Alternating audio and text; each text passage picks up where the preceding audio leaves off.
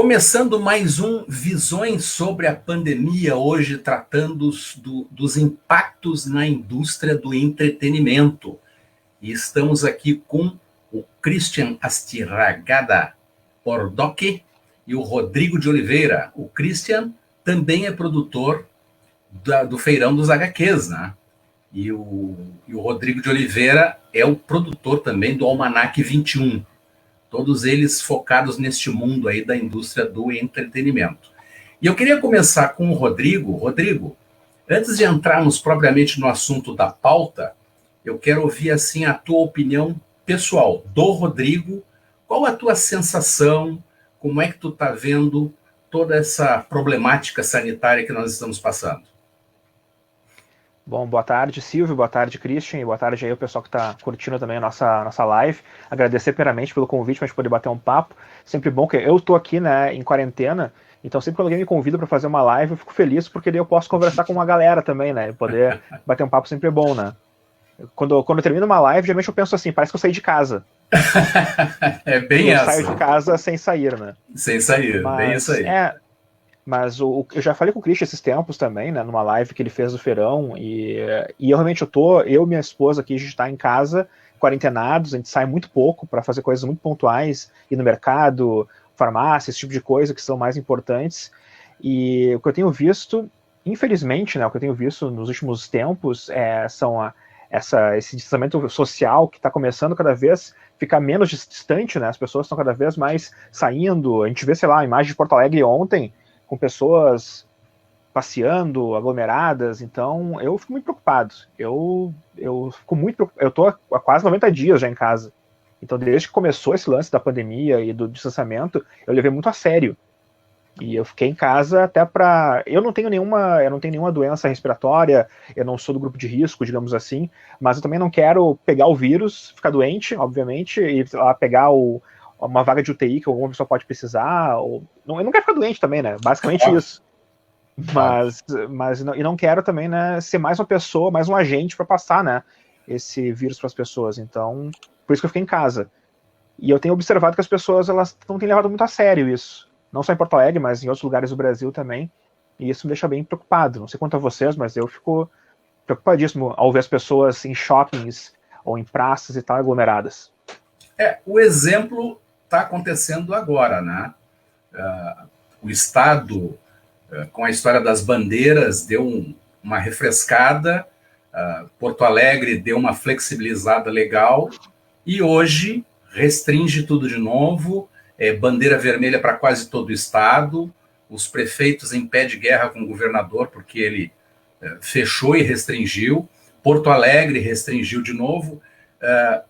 Se a gente não fizer o que outros países fizeram, levar a sério a coisa, decretar um lockdown para valer durante 30, 40 dias, nós vamos ficar nesse abre e fecha, né, num looping, e isso vai demorar muito mais. Isso é muito mais danoso para a economia do que se lá atrás tivesse sido feito um lockdown total. Quer dizer, para tudo, fecha tudo, durante 30 dias fica tudo em stand-by e daqui a pouco a gente volta, né? Mas ficar nesse abre e fecha, nós não vamos sair disso nunca. Pequim ontem decretou lockdown em 21 bairros, porque o surto lá começou com pequenos casos. Ontem eram 52, 56, hoje já passou para 72. E eles não tiveram dúvida, lockdown fecha tudo, né? Então, se a gente fica nessa, a gente não vai sair disso, nós vamos ficar nesse abre e fecha, isso vai prejudicar ainda mais a economia, né? Para quem sempre coloca a coisa da vida versus economia, que é um falso dilema, né? Nós vamos levar muito tempo para voltar à normalidade. E o próprio exemplo da semana anterior, em que teve essa flexibilização em Porto Alegre, com o comércio abrindo à vontade, mesmo seguindo as regras e os protocolos, o que se viu foi uma queda vertiginosa. As pessoas não foram comprar, né? Muitas foram apenas passear. Então, o problema econômico ele já aconteceu, né? Então, a gente vai ter que buscar outras alternativas para resolver essa equação econômica. Agora, o problema de saúde ele está permanecendo, E ele vai acontecer, vai se agravar mais daqui para frente. Mas eu vou deixar de falar tanto, vou passar para o Christian. Christian, é que eu me empolgo com isso e eu acabo tomando conta. Christian, a tua visão pessoal a respeito da pandemia e desses efeitos que a gente está sofrendo aí. Eu escrevi esses dias ali no Facebook, né? Quem faz mal feito faz 2 ou 3 vezes depois. Exatamente. Então é isso que a gente está sofrendo, né? A gente fez um isolamento social mal feito, não teve os resultados esperados por consequência, e eu acompanho diariamente os registros de óbitos, né? Pelo All World in Data, que mostra os de todos os governos do... E todos o pico, depois fecharam mesmo e caíram. O Brasil não, ele segue numa barriga imensa, uma imensa colina. Eu saí de casa, estava vendo aqui que o Marcos Dias, né, desde que estou há 91 dias trancado, saí 14 vezes de casa, né, para fazer compras e coisas que tem que fazer. Banco tem que liberar o aplicativo no caixa eletrônico, tá, vai lá e tal. Pega remédio, dá uma ajuda para um familiar, para a esposa que teve um problema, então 14, sabe? Então, assim, eu tô com a minha consciência tranquila. Eu acho que é mais ou menos por aí. O que depende de mim, eu tô fazendo. Então, as premissas, né? O brasileiro ele fica oscilando entre a criança birrenta que não quer fazer porque não quero, e o adolescente mal ensinado, que acha que, não, eu sou diferentão, não vai dar nada comigo. Pô, aí fica muito complicado. Exatamente. Ótima definição. Oscila entre a criança birrenta e o adolescente revoltado. Perfeito. E o problema da pandemia também, e o Átila, né, o infectologista que sempre está tweetando coisas, e é um cara que eu sempre estou vendo que ele está escrevendo, e ele falou muito bem, né, se tu faz direito o lockdown, se tu faz tudo direito, no final da pandemia vai parecer que não precisava fazer o lockdown. Exatamente. Então, minha impressão que eu tenho é que Porto Alegre, ela tá vivendo isso nesse momento, sabe? Há umas 2, 3 semanas se liberou, porque os números estavam bons aqui, né, entre aspas, né? Então, daí agora tu libera e tu mostra para as pessoas, olha, não dá para liberar, então a gente vai fechar. E eu acho que talvez tenha sido essa ideia, sabe, de mostrar para as pessoas que abrir não vai dar certo. Eu espero que tenha sido isso, né, pelo menos, né? Sim. Mas tu tá brincando com a saúde das pessoas também dessa forma, né? Quando tu abre desse jeito, mesmo que seja para provar um ponto, né? Mas eu acho muito irresponsável tu ter comércio aberto, shopping aberto. Ainda bem que agora isso voltou, né, a fechar, né, alguns estabelecimentos, mas não todos também. Então, sei lá, eu não sei o que pensar pro futuro. Eu sei que, como disse o Christian mesmo, eu tô fazendo a minha parte, tenho falado para as pessoas também que eu gosto, fazer a parte delas também, que eu acho que é o mínimo que eu posso fazer. E, infelizmente, também é o máximo, né, que dá para fazer nesse momento, que não dá para sair e fazer outras coisas, né? Exatamente. Mas, galera, vamos para o nosso tema, que é o impacto na indústria do entretenimento. E quando a gente fala de entretenimento, a gente fala de TV, de cinema, de revistinhas, histórias em quadrinhos, publicações, feiras, essas coisas todas. E vocês dois são ligados a essa indústria, né, através da produção, o Feirão dos HQs, do Christian, o Almanac 21, do Rodrigo. Qual é o impacto que a gente está percebendo? A gente sabe que muitas produções foram adiadas, né, sem um prazo de retorno. Muitas séries foram interrompidas, não tiveram as suas season finales, né? Lançamentos de filmes que estavam previstos para este segundo semestre também já foram colocados lá para frente. E o Rodrigo ainda estava colocando que hoje saiu a informação de que o Oscar também foi adiado, né? Então, como é que vocês estão vendo esse impacto? O que isso pode repercutir no nosso dia a dia nessa indústria, nessa grande indústria do entretenimento? Pode começar pelo Rodrigo, vai lá. Bom, uma coisa que eu tenho visto é que teve uma época, até um pouco tempo atrás, que as pessoas não estavam olhando os artistas como pessoas relevantes, né? Que é muito triste. E quando tu fica confinado em casa e tu não tem como sair e tu tem que ligar uma televisão, tu tem que, sei lá, ler um livro, tu tem que, sei lá, jogar um videogame, ler uma revista em quadrinhos, tu começa eu espero que as pessoas comecem a pensar, né, isso. Quão importantes são os artistas, né? Porque como é que tu vai se entreter durante 24 horas do dia se não tiver uma televisão, se não tiver uma série, se não tiver alguma coisa para assistir? E a gente viu, infelizmente, né, que os artistas eles continuam ainda abaixo, né, daquela linha de interesse das pessoas, né, o que é um absurdo nesse momento que a gente está vivendo. E acho que foi através deles que a gente começou a perceber o quão importante era fazer o isolamento e quão importante é esse momento. Porque pela primeira vez na minha vida, eu tenho 36 anos, quase 37, pela primeira vez na minha vida eu vi uma novela da Globo parar no meio e não ser gravada. É verdade. E isso pro Brasil, uma novela da Globo, que tem uma audiência enorme ainda, ser parada no meio e uma reprise começar a ser exibida, é uma coisa sem precedentes. Nunca aconteceu isso. E eu falo meus 36 anos, mas tenho certeza que quem tá vendo a gente aí e é mais velho sabe que também não aconteceu isso antes, sabe? Então é uma coisa muito sui generis. E eu, claro, o meu lado é muito mais de cinema, né? Muito mais de filmes. Uhum. E quando lá em março eu descobri, todo mundo descobriu juntos, né, que o 007 foi postergado para novembro, o filme ia estrear em março, aqui no Brasil assim, em abril, né, no comecinho de abril, e foi passado para novembro. A gente, alguma coisa está acontecendo. Alguma coisa está acontecendo. O estúdio do 007 não ia postergar um filme grande como aquele pro final do ano, sendo que toda o merchandising já estava sendo feito, tudo já estava, as revistas estavam saindo. Então, sabe, a própria indústria de entretenimento nos avisou que a coisa estava feia.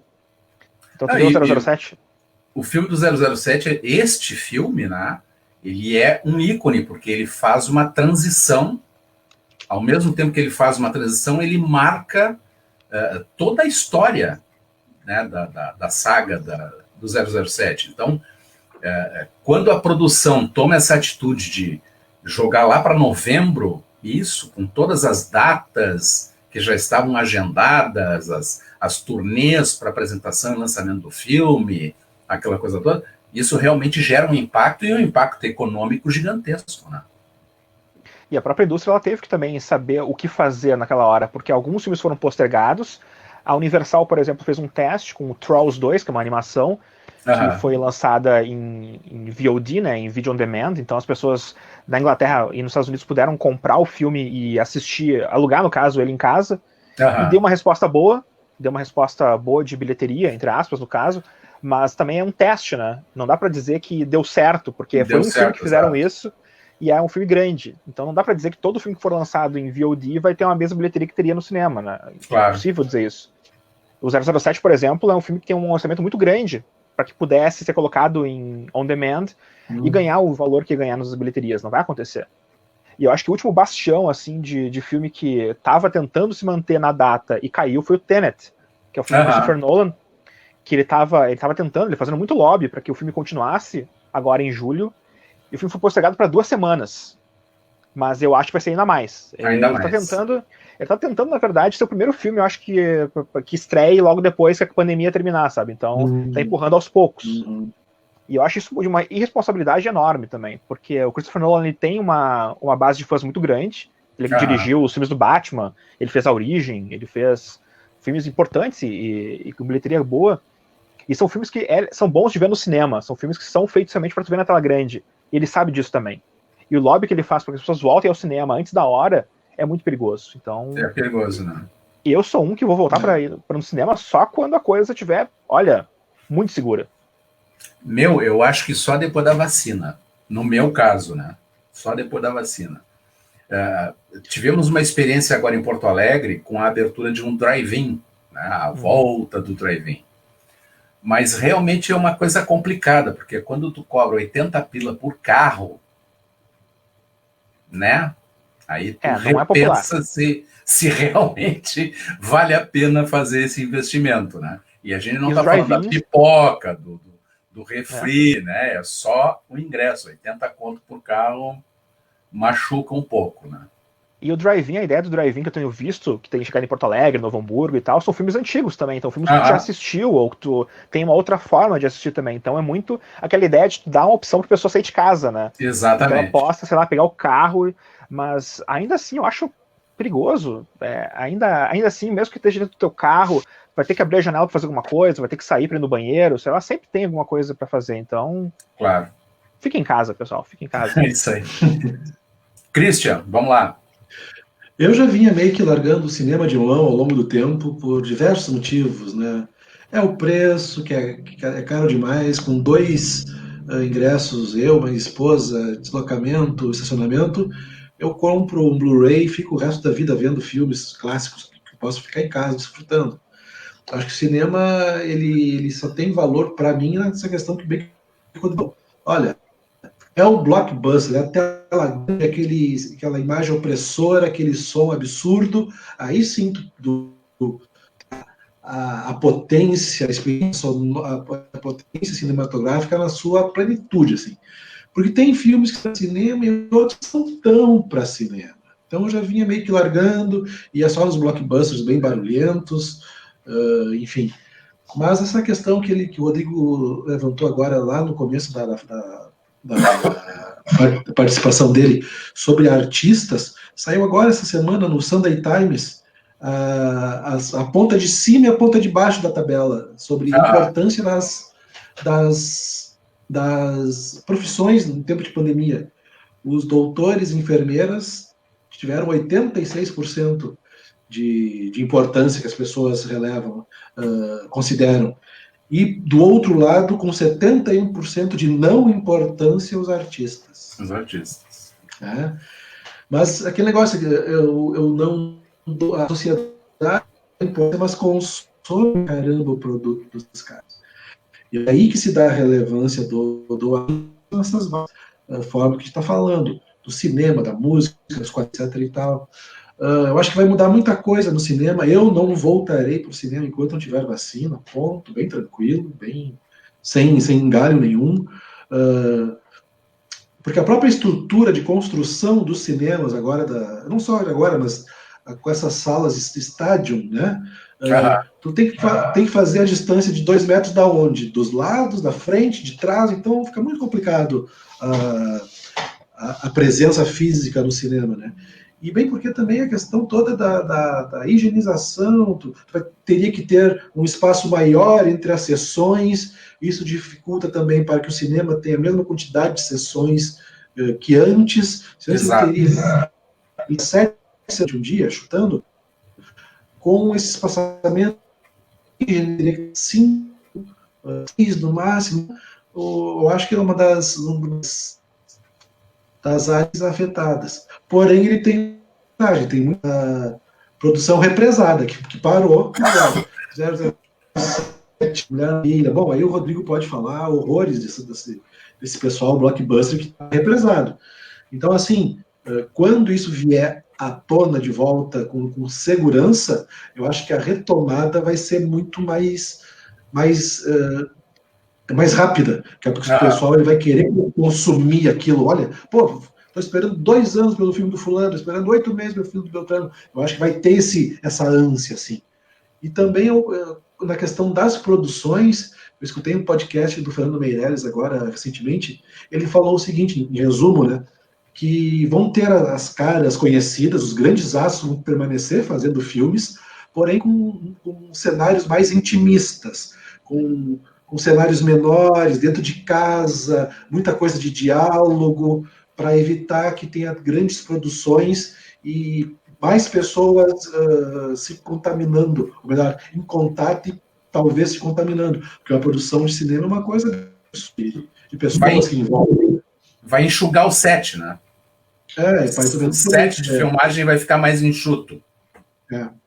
Eu quero pegar esse gancho do Christian aí sobre o lance das salas de cinema, né? Porque eu falei antes da produção, né? Mas é importante falar da sala também, né? Porque tem muitas salas de cinema que estão fechadas, obviamente, né? Todas as salas estão nesse momento.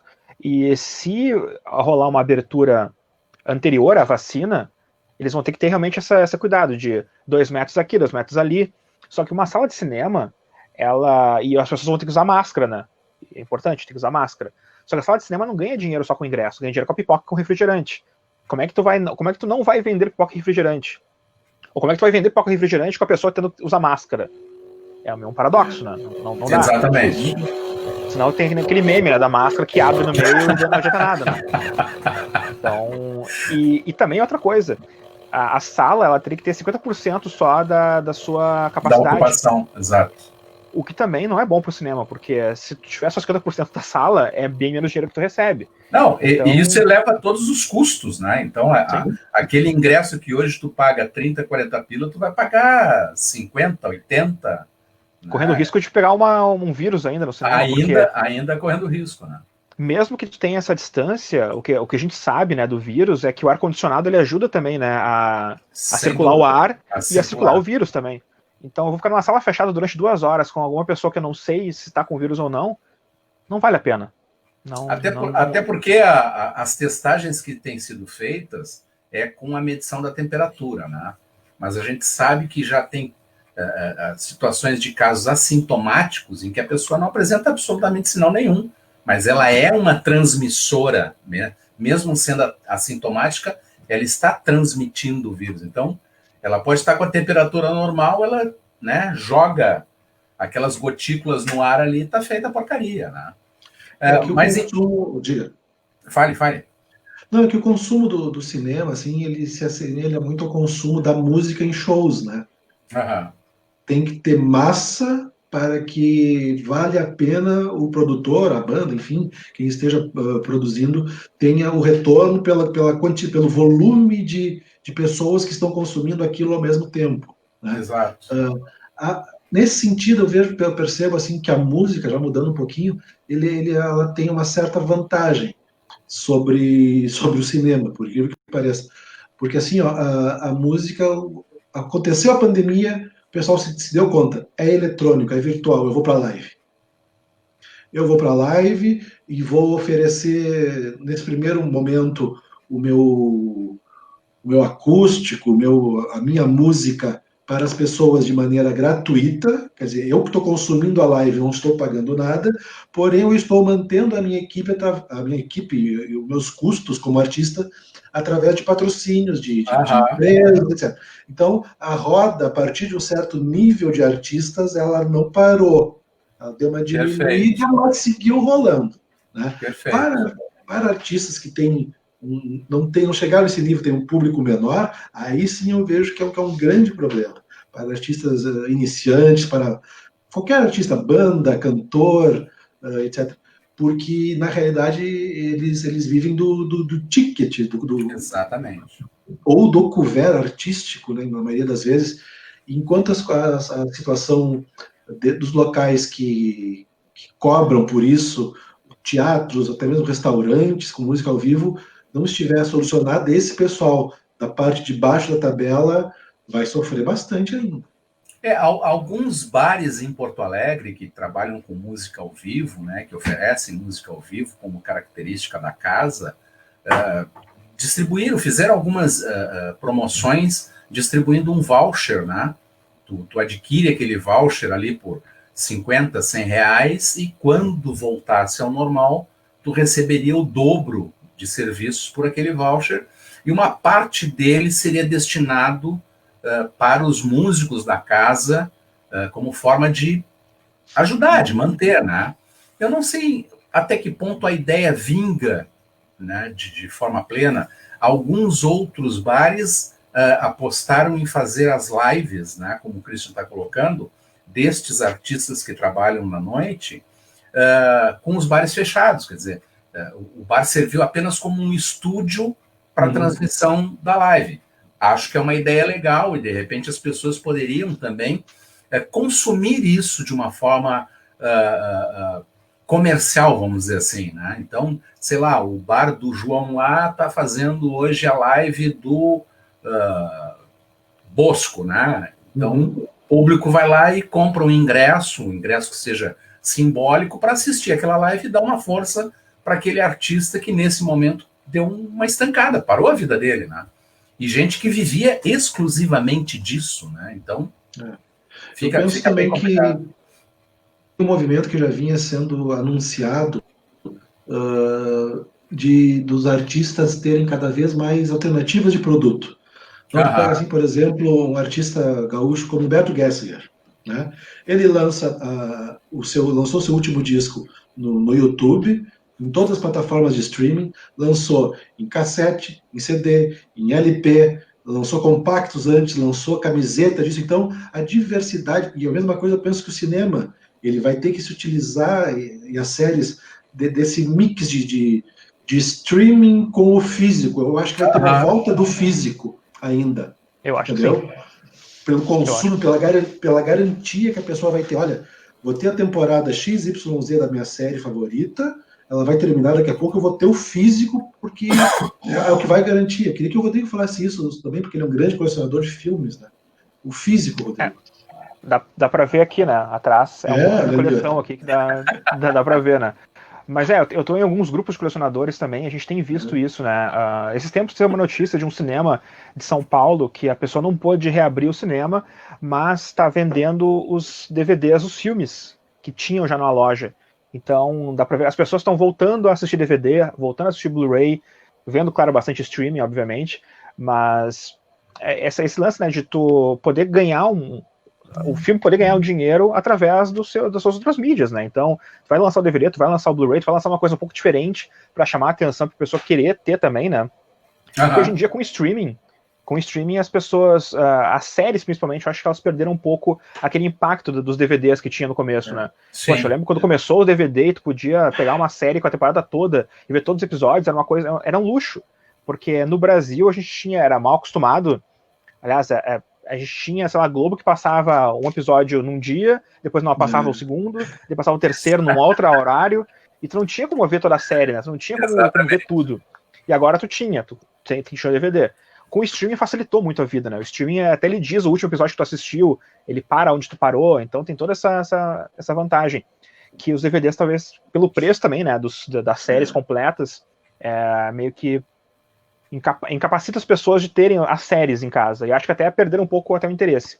Mas filme, poxa, ter um filme que tu gosta e poder assistir a hora que tu quiser, com extras, com entrevistas, com comentários, é uma coisa que pra mim eu sempre curti muito. Então acho que talvez nesse momento as pessoas elas comecem a voltar um pouco, né, ao DVD, ao Blu-ray. Se a gente tá falando da música, o próprio vinil que teve o retorno, né, nos últimos tempos, né, nesse momento que tu tá ficando em casa, tu tem um pouco mais de tempo para poder, sei lá, parar um minuto, abrir tua vitrola se tu tem em casa, né? Eu tenho uma vitrola em casa aqui, né? Então tu abre a vitrola, bota o disco para rodar, fica ouvindo. Eu gostaria de fazer mais isso, né? Mas a minha agulha tá estragada, então não posso. Usa paninha, a luvinha de pano, aquela para passar no disco, né? Eu não cheguei a esse ponto ainda, eu não sou ainda essa gourmetização do vinil, ainda não cheguei a tanto, mas eu gosto muito de ouvir música e tal, sempre tô ouvindo Spotify, os meus CDs que eu tenho aqui, então é esse momento, né, que a gente tá vivendo agora, que felizmente a gente tá com saúde, né, a gente tá, e os meus familiares também, então a gente não tá preocupado tanto assim, né, com os nossos entes queridos, a gente tá preocupado com o Brasil, né, como um todo. Claro, com certeza.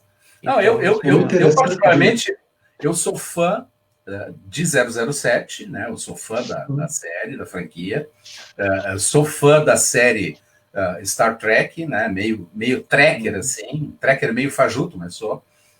E já há muito tempo eu tenho todos eles baixados no computador. Então, volta e meia eu começo a fazer uma maratona de reassisti-los de novo, né? Então, esse também é o meio, quer dizer, tu tens a possibilidade de baixar aquele filme, né? Ao invés de usar o streaming, tu faz o download e reserva ele dentro do teu arquivo ali para assistir quando tu quiser. Mas, voltando ali ao tema das séries, né, e as seasons finais que ficaram interrompidas, aí sim, show de bola. Esse é o PEC. Eu tava me preparando para o filme novo e tal, e assistir todos os filmes. A próxima revista da Marac 21 lá em novembro vai ser do James Bond, então eu tô aqui com os filmes para assistir. Porque tem que ter direitinho, né? Tem que ter todos os filmes, tem que ter os extras, tá? Tudo, então eu tô. Perfeito. Já tô bem. A minha curiosidade é quem virá na substituição do Daniel Craig, né? Essa é a minha grande dúvida. Não sei quem é que vai ser escalado, né? Talvez eles usem o politicamente correto e venha alguém da Escócia, da Irlanda, enfim, né? Enfim, não vou antecipar nada aí, mas são rumores que a gente escuta. Mas voltando às séries, eu estava conversando com o Rodrigo antes do Christian entrar, uma série das quais eu acompanho, que é o The Blacklist, eles utilizaram uma estratégia que eu achei bastante interessante. Eles já estavam no final da 7ª temporada, e o último episódio da 7ª temporada estava inacabado, faltavam cenas a serem gravadas para fazer o fechamento, né? E eles utilizaram a animação para preencher essas lacunas, e ficou um resultado bem interessante, bem interessante. Não ficou uma animação no estilo Rei Leão novo, né? Mas ficou um resultado final bastante interessante, com uma passagem de cena dos personagens reais para os personagens animados, com todo um storyboard junto, acompanhando, e o próprio último episódio contou com a participação dos artistas, dos atores que fazem a série, passando uma mensagem, dizendo como é que foi feito, a captura de áudio das falas foi feito de forma virtual, eles receberam os roteiros e aí fizeram as gravações, essas gravações foram utilizadas depois para compor as animações, então o resultado ficou bastante interessante. Outras séries, como The Walking Dead, por exemplo, ficou com a sua 10ª temporada interrompida, porque o último episódio estava na fase de pós-produção e parou, estancou, porque foi todo mundo para casa. Né? E aí a gente tem várias outras, de repente temos vários filmes aí por acabar, né, que deveriam ser lançados este ano e que ficaram no limbo, né? A gente tem um exemplo que muito falado é o Batman novo, né, que vai ter agora. Vai ter exatamente. O The Batman, né, que vai ser o próximo filme, que interromperam as gravações no meio porque não tinha mais como continuar, né? E falando de blockbuster, mas claro, tem produções pequenas, tem produções que inclusive parando, problematiza muito toda a questão, porque daí, tipo, tu vai ter que, às vezes, liberar um ator porque tem contrato, e às vezes tem que liberar, sei lá, um set, um espaço que tu tinha alugado, porque vai acabar o contrato, tu vai ter que passar adiante. Então, tem todos esses problemas que uma produção menor, né, tem. A produção grande como The Batman vai se virar, né? Os caras vão conseguir fazer o filme e vai sair, em algum momento vai sair, né? Mas produções menores, né, acho que são mais complicadas. Mas eu achei muito legal essa ideia do Blacklist, porque eles conseguiram, de uma forma criativa, entregar para os fãs o final, né, da temporada. Final. Então, ia ficar aquela coisa, aquela coisa represada, né? Não, libera pro pessoal de uma forma criativa e foi, acho bem interessante. Eu não vi o episódio, não vi Blacklist, mas achei bacana a ideia. Não, vale a pena assistir, porque ele tem, além do depoimento dos atores que fazem a série, depois, no final, tem o depoimento do pessoal da produção, né? Todo mundo em casa, né? Com pequenas ilhas de edição de vídeo, de áudio, etc. O pessoal dando um recado, e o grande recado de todos eles, né, é o fique em casa. Voltamos na 8ª temporada, né? Que não sabem quando, né? Mas sobre séries, teve um vídeo muito bacana daquele personagem, o Monk na pandemia, né? Que o Tony Shalhoub, que é o ator, ele reinterpretou o personagem na pandemia, que ele já era uma pessoa neurótica com limpezas, né? E no final ele vestido como personagem disse: olha, pessoal, agora é o ator e tal, fique em casa, cuide-se e tal. Foi bem bacana as séries também como aquele educativo, porque assim, a grande barato da educação é quando tu aprende divertindo, né? Então isso foi esse pitch do Monk, foi bem bacana esse vídeo.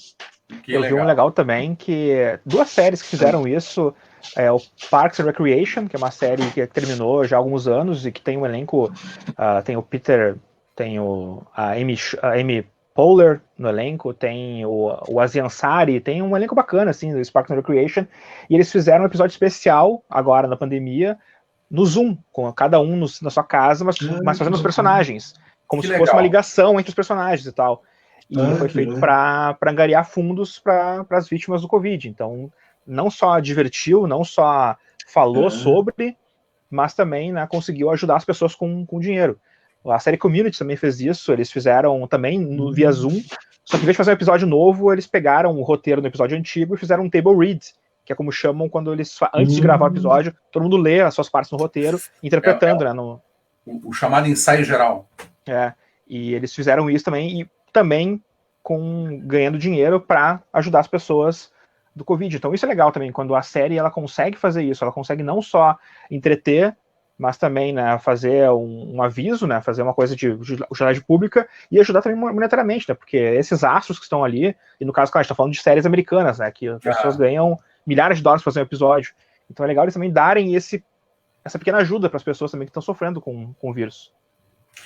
Galera, vamos falar sobre as feiras, né? Neste segundo semestre nós teríamos aí várias feiras ocorrendo no mundo todo, na indústria de games, na indústria de filmes, na indústria de quadrinhos.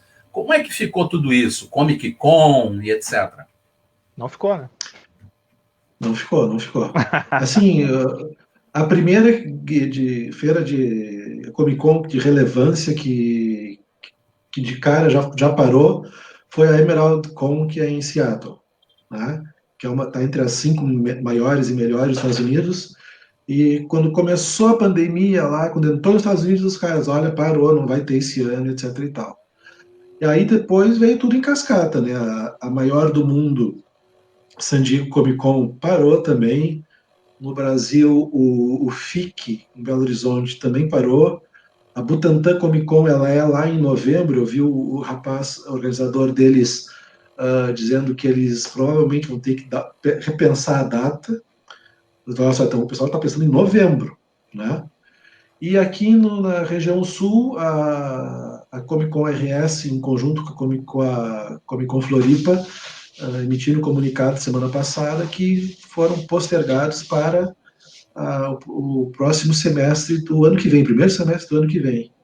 O Feirão das HQs, ele parou, porque a gente está obedecendo os protocolos, e a nossa sede é no Lindóia, então tem toda uma estrutura de shopping em volta. E como alternativa, eu estou fazendo lives para dar visibilidade para o pessoal que eu percebi que está produzindo, que está fazendo quadrinhos, está fazendo artes, o pessoal que passou pelo feirão e que quer ter espaço. Eu estou fazendo lives basicamente assim, para manter a visibilidade desse pessoal, tendo alguma encomenda e tal. Eu fico muito faceiro, assim, que eu já tive retorno de pessoas que assistiram, não no momento da live, mas assistiram o vídeo depois, a pessoa deixou o contato, o fulano comprou de mim, me pediu commission, me pediu não sei o quê, pediu os namorados, agora tem que desenhar fulana.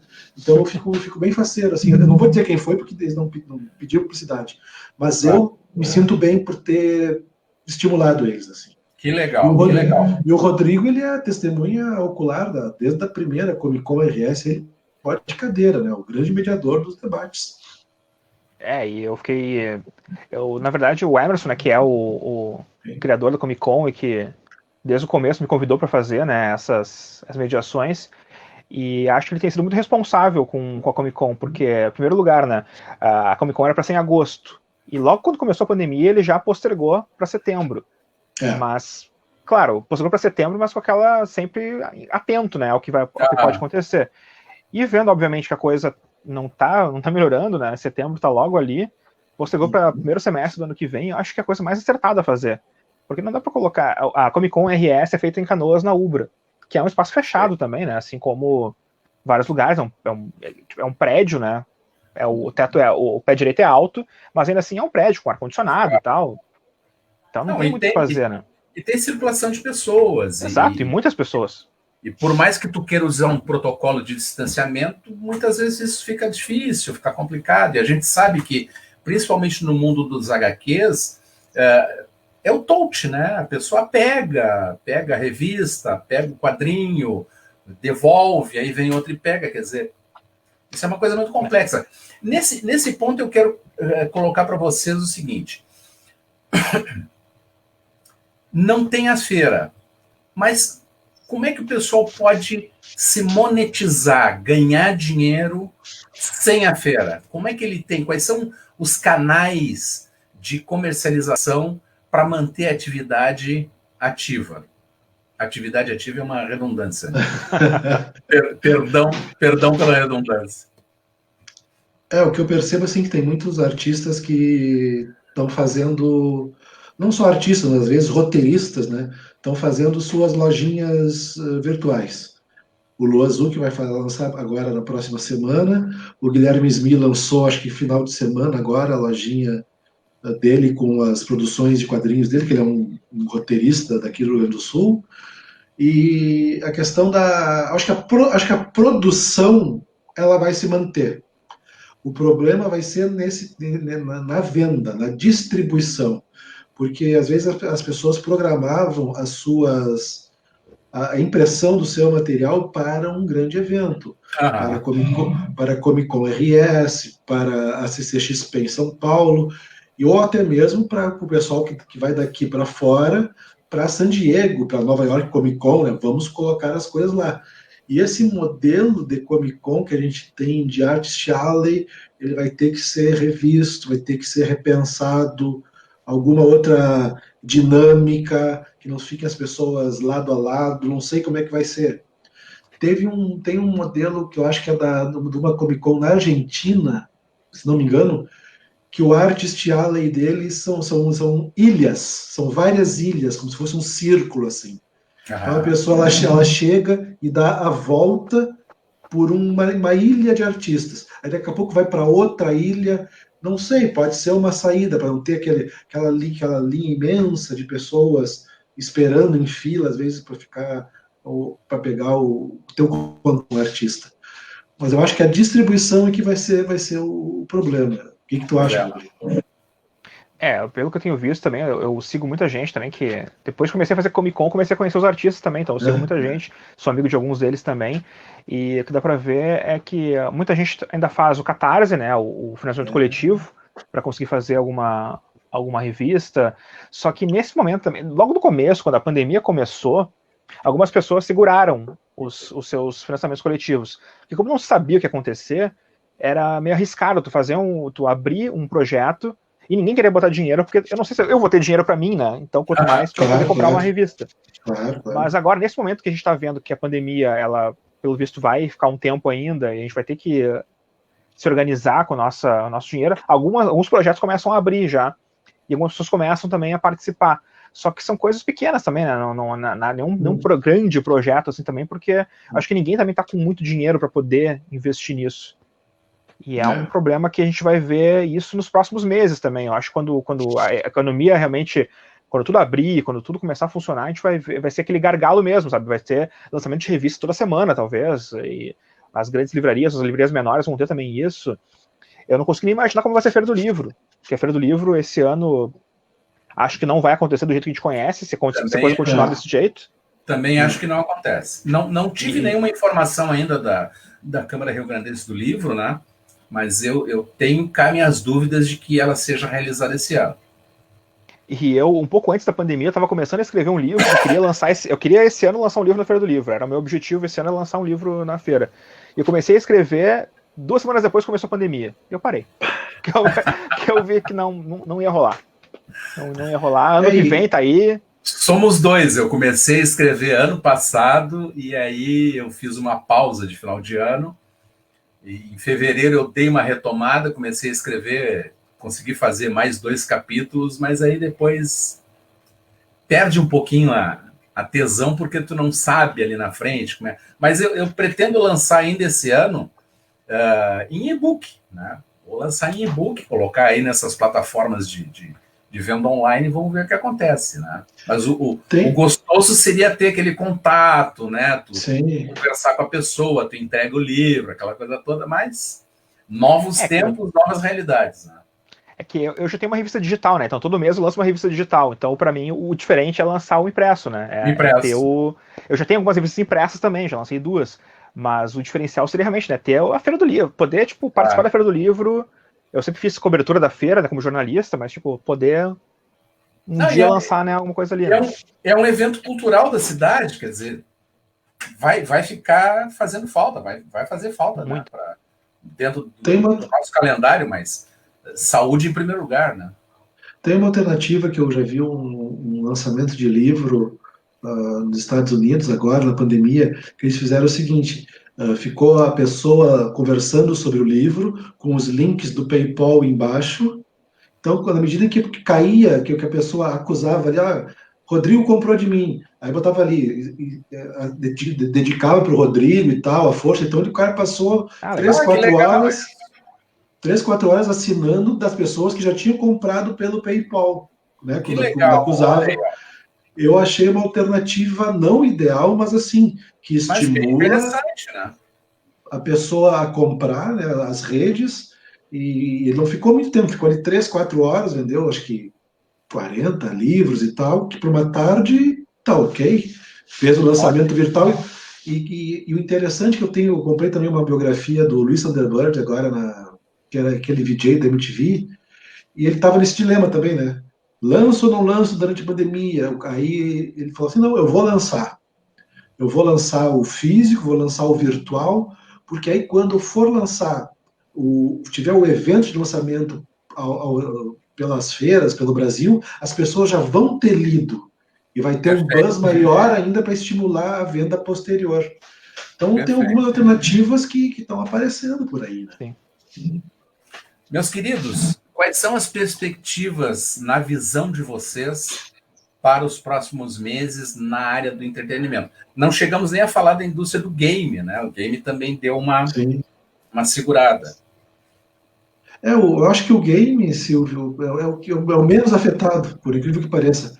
É a maior indústria em termos de dinheiro de todas as que a gente falou. Longe, é o que mais fatura. E ela, há muito tempo, ela já vem desfrutando das plataformas virtuais, de jogos online. E houve um movimento de, por exemplo, assim, as grandes finais de campeonatos de game, elas eram virtuais. Aí depois elas se tornaram reais em grandes espaços. Eu acho que eles vão ter que voltar a ser virtuais. Eu acho que o game é o que menos sofreu com essa pandemia. Claro, os eventos, a BGS, Brasil Game Show vai sofrer, a Game XP no Rio, não sei qual é o calendário deles.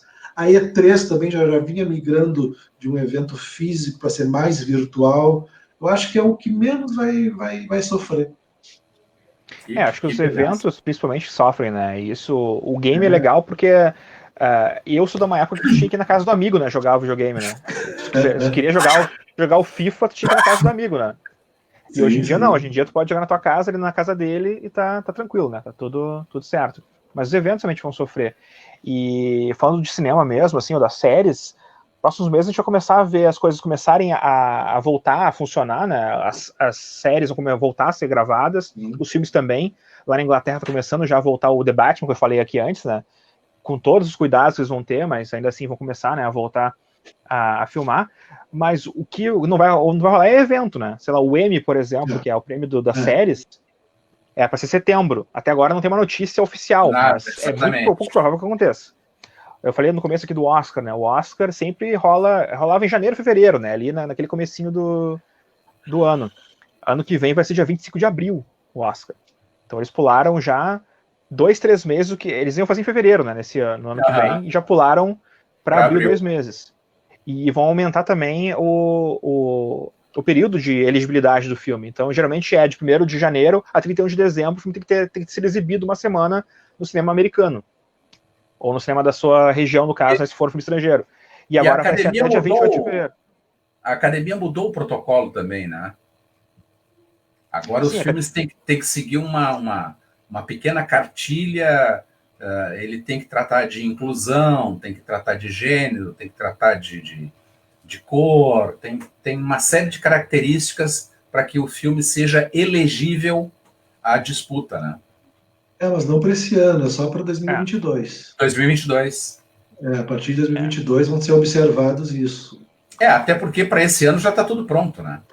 Tem que fazer. Sim, e se eles não aumentassem também, né, essa linha do tempo, assim, de janeiro para fevereiro do ano que vem, ia ser muito poucos filmes, né, pra ser indicado. Daqui a pouquinho o Sonic, o filme vai ser indicado o melhor filme, né? Ou sei lá, o filme da Arlequina vai ser indicado o melhor filme, porque é o que tem, é o que foi exibido, né? Mas nisso, talvez alguns filmes nacionais até consigam. O Bacurau, por exemplo, que é do Kleber Mendonça e do Juliano Dornelles, ele estreou nos Estados Unidos agora esse ano. Ele conseguiu estrear lá e ficou um tempo nos cinemas. E foi muito bem falado. É um que talvez não foi escolhido pelo Brasil no ano passado, né? Mas ele pode ser indicado como Cidade de Deus, né? Que foi indicado em categorias que não foram estrangeiros. O Cidade de Deus foi indicado a diretor, a montagem, por exemplo.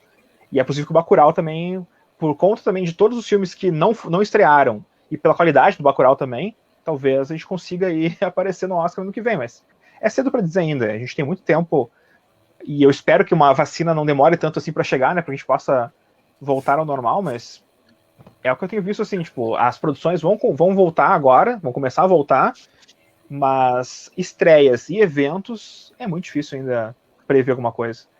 Na opinião de vocês, o cinema físico, ele está com dias contados?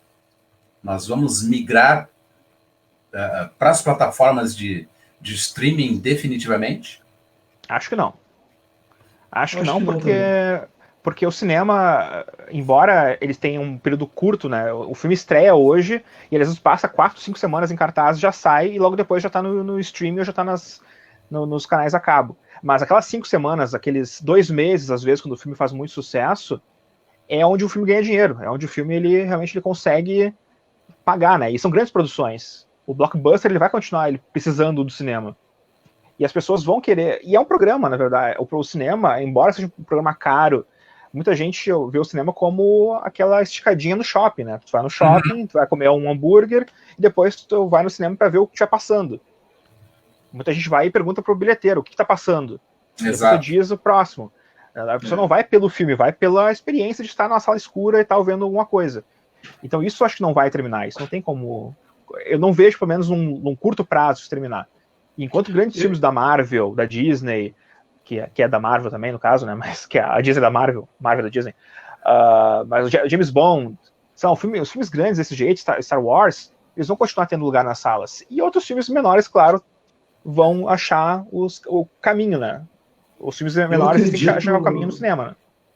Eu acredito que o caminho tanto do cinema, Silvio e Rodrigo, quanto dos quadrinhos vai ser o nicho, sabe? Vão ter cineclubes, eventos de cinema do terror, do cinema fantástico. Os eventos de quadrinhos vão ter que ser menores para fornecer, para que a pessoa, o organizador, tenha controle da qualidade do evento.